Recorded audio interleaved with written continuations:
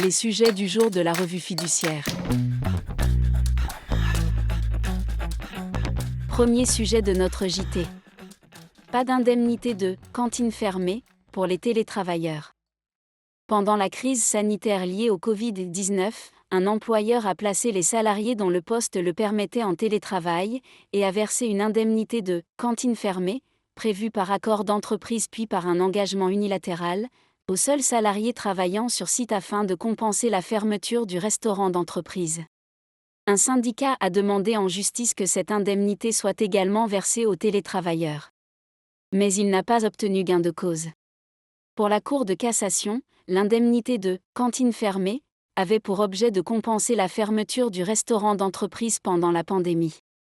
Or, les télétravailleurs ne se trouvaient pas dans la même situation que leurs collègues qui, tenus de travailler sur site, avaient été les seuls à être privés de ce service.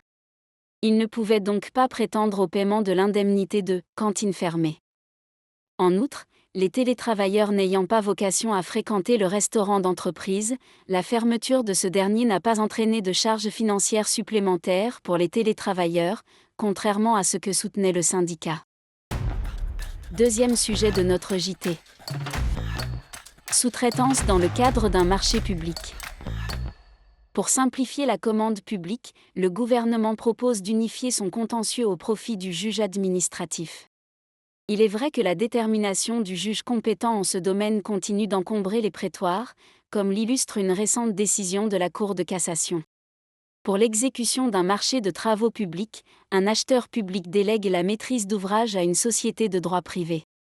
L'entreprise titulaire du lot portant sur le gros œuvre de charpente métallique en confie la réalisation à un sous-traitant agréé par le maître d'ouvrage délégué.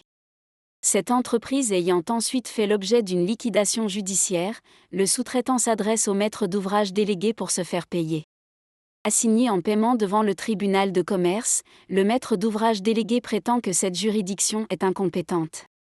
Selon lui, le juge administratif est seul compétent pour statuer sur un litige résultant de l'exécution d'un marché public.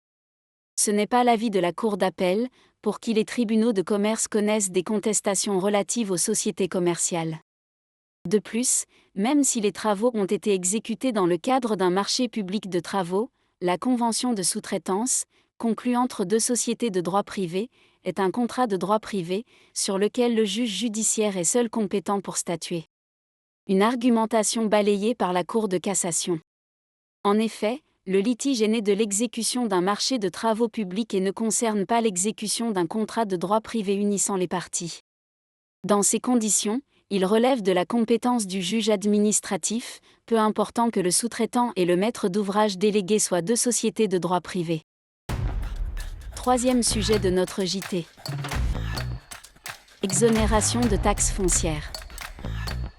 Les communes peuvent décider d'exonérer, partiellement ou totalement, de la part de taxes foncières qui leur revient, les logements neufs répondant à certains critères de performance énergétique. La durée de cette exonération est d'au minimum 5 ans.